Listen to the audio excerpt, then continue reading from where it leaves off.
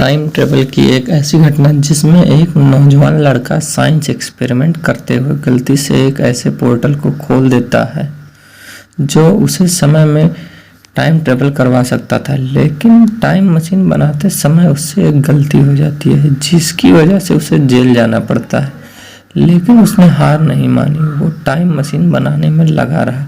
उसने वो कर दिखाया जिसको कभी किसी ने कल्पना नहीं की थी। वो अपनी टाइम मशीन में बैठकर टाइम ट्रेवल करता है, लेकिन उसके बाद जो हुआ उसने सबको हैरान कर दिया है। दोस्तों, यह कोई साइंस फिक्शनल मूवी की कहानी नहीं है, बल्कि टाइम ट्रेवल एक ऐसी सच्ची घटना है जो आपको हैरान कर देगी। साल 1995 एक 21 साल का लड़का माइक मार्करम ने इलेक्ट्रिकल इंजीनियरिंग की थी। वह इलेक्ट्रिकल डिवाइसेस पर एक्सपेरिमेंट करता रहता और यही कारण था कि माइक मार्करम के घर पर टूटी फूटी इलेक्ट्रिकल चीज़ों का कब्रिस्तान बना हुआ था, जिनमें पुराने टीवी, सीडी, रेडियो इत्यादि पड़े थे। माइक मार्करम एक प्रोजेक्ट पर काम कर रहा था जिसमें एक जाकोब लैंडर बनाने में जुटा हुआ था। दरअसल जाकोब लैंडर एक डिवाइस होती है जिसमें दो धातु की छड़ों को इस तरह से वो शेप में लगाया जाता है। जब इन छड़ों में हाई वोल्टेज के साथ करंट फ्लो कराया जाता है तो इन छड़ों के बीच एक इलेक्ट्रिकल स्पार्क पैदा होता है जो धीरे धीरे इन छड़ों के ऊपर चढ़ता जाता है। इन छड़ों में हाई वोल्टेज के साथ करंट फ्लो कराने के लिए एक ट्रांसफार्मर का इस्तेमाल किया जाता है।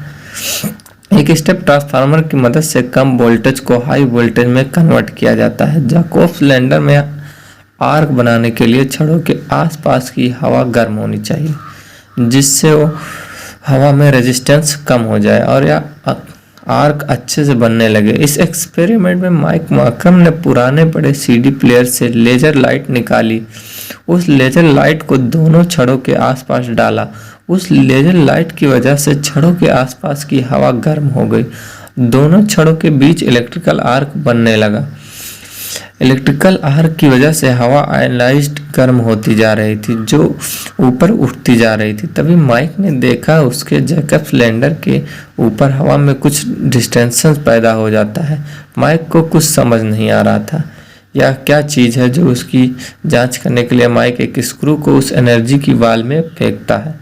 जैसे ही वो स्क्रू उस एनर्जी फील्ड में जाता है तो वैसे ही वो स्क्रू गायब हो जाता है। यह देख माइक बड़ा ही कंफ्यूज हो जाता है। उसे लगा कि स्क्रू उस एनर्जी फील्ड में जाकर कहीं पिघल कर भाप में तो नहीं बदल गया।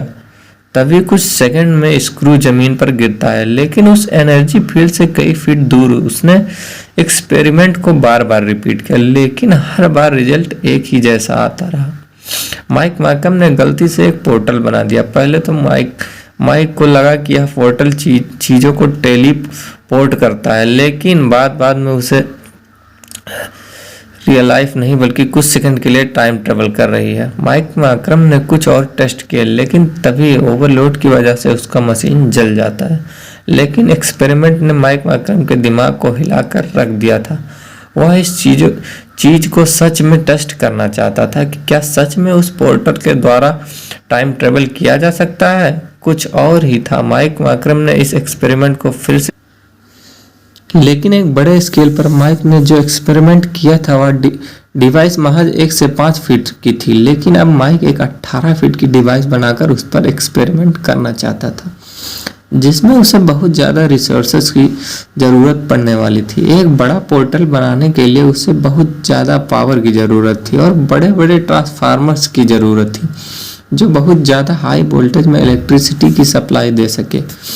बड़े स्केल पर इस एक्सपेरिमेंट को करने के लिए माइक को बहुत ज़्यादा फंड की ज़रूरत थी, लेकिन माइक की आर्थिक स्थिति इतनी सही नहीं थी कि वह इस एक्सपेरिमेंट को अफोर्ड कर पाए। लेकिन माइक के दिमाग में टाइम ट्रेवल का वह कीड़ा जाग चुका था।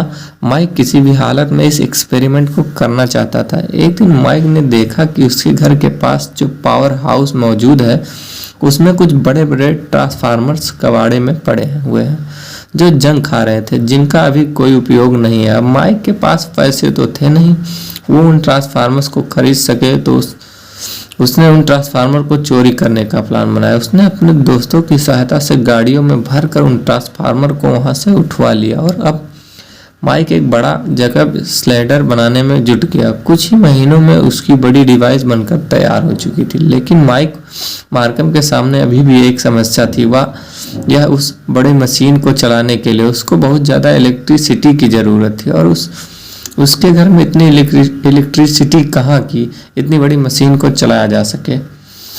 माइक ने इस प्रॉब्लम से निपटने के लिए एक जुगाड़ लगाई। उसने अपने घर के पास मौजूद पावर स्टेशन तक अंडरग्राउंड केबल बिछाए और पावर हाउस से डायरेक्ट अपनी मशीन को कनेक्ट कर दिया। जैसे ही माइक ने अपनी मशीन को चालू किया, वैसे ही उसके घर में अंधेरा छा गया। माइक ने अपने घर की विंडो को खोला तो देखा कि उसके घर के आसपास पूरे टाउन में ब्लैकआउट हो चुका है, चारों ओर की बत्ती गुल हो चुकी है। तभी माइक ने अपनी मशीन को देखा जो कि सही तरह से काम कर रही थी। मशीन के ऊपर एक वॉर्टेक्स बन चुका था जो अब कुछ फीट बड़ा था। माइक ने उस एनर्जी फील्ड में अलग अलग चीज़ों को फेंकना शुरू कर दिया, लेकिन इस बार वह चीज़ें गायब हो तो रही थी, लेकिन वह वापस नहीं लौट रही थी। इस एक्सपेरिमेंट के दौरान माइक के वो दोस्त भी उसके साथ थे जो ट्रांसफार्मर को चोरी करवा के लाए थे। इधर पूरे टाउन में अंधेरा छाया हुआ था। माइक के पड़ोसी उसकी इन हरकतों को पिछले कई दिनों से देख रहे थे, और आज इतने बड़े स्केल पर ब्लैकआउट हुआ तो उन्हें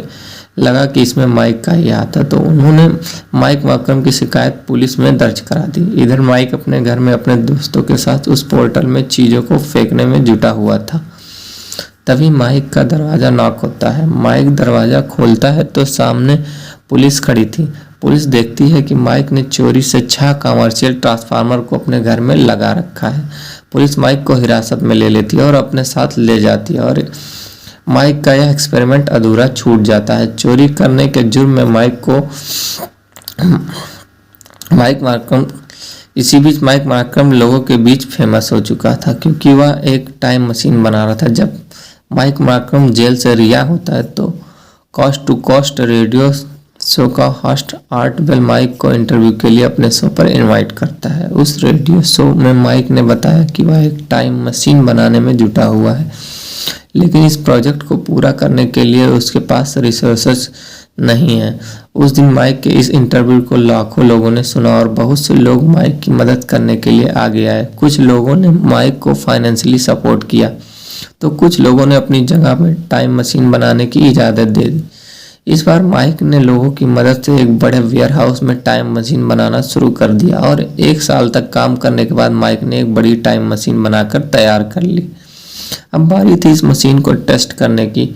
माइक ने मशीन को चालू किया। मशीन के ऊपर एक वोर्टेक्स बनने लगा। पहले माइक ने उस वोर्टेक्स में छोटी मोटी चीज़ों को फेंका, वोर्टेक्स में जाकर गायब होती थी, लेकिन 2 मिनट बाद वो चीज़ें मशीन से 150 से 200 मीटर दूर जाकर अपीयर हो रही थी। जिन लोगों ने माइक को टाइम मशीन बनाने के लिए सपोर्ट किया था वह सभी इस नज़ारे को देख रहे थे। अब माइक ने चूहों को उस वोर्टेक्स में भेजा, और वह भी पहले ही की बात वोर्टेक्स में जाते ही गायब हो गए, और कुछ समय बाद मशीन से कई मीटर दूर अपीयर हो गए। माइक ने करीब 200 चीज़ों को वोर्टेक्स में फेंककर एक्सपेरिमेंट किया, और वह सफल रहा। बारी थी एक फाइनल टेस्ट करने की। माइक वोर्टेक्स के सामने खड़ा हुआ। उसने गहरी सांस ली और उस वोर्टेक्स में कूद गया। माइक उस वोर्टेक्स में कूदते ही गायब हो गया। जो इस दृश्य को देख रहे थे उन्होंने माइक को वेयरहाउस में और उसके चारों ओर तक ढूंढना शुरू कर दिया, लेकिन किसी को भी माइक कहीं भी दिखाई नहीं दिया। माइक उस वोर्टेक्स में गायब तो हुआ, लेकिन वह कहाँ गया इसके बारे में किसी को कोई अनुमान नहीं था। गायब होने के बाद जब माइक की आंखें खुली तो माइक ने देखा कि वह एक खेत में पड़ा है, लेकिन उसे कुछ याद नहीं कि यहाँ तक कैसे पहुँचा। यहाँ तक कि उसने अपना नाम भी याद नहीं था। कुछ समय बाद धीरे धीरे उसे चीज़ें याद आने लगी। उसे याद आया कि वह एक वोर्टेक्स में कूदा था, जिसके बाद वो यहाँ पहुँच गया। माइक उस वेयरहाउस से करीब 1280 किलोमीटर दूर जा चुका था। माइक जैसे तैसे मैनेज करके उस वेयरहाउस तक पहुँचता है जहाँ से वह गायब हुआ था। वेयरहाउस में जाकर माइक देखता है कि वहाँ कोई भी टाइम मशीन नहीं है। वेयरहाउस पूरी तरह से खाली पड़ा है। माइक को समझ नहीं आ रहा था कि उसके साथ क्या हुआ है। वो इधर उधर भटक रहा था। तभी उसने न्यूज़पेपर में डेट देखी तो पता चला कि वह 2 साल आगे भविष्य में टाइम ट्रेवल कर चुका है।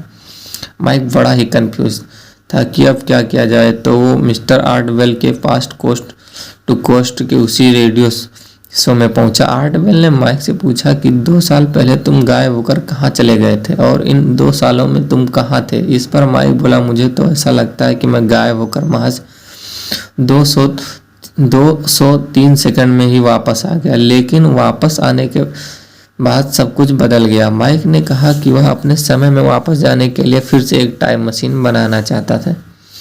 इस बार फिर से लोग माइक को सपोर्ट करने के लिए फंडिंग करने लगे और माइक फिर से टाइम मशीन बनाने में जुट जाता है।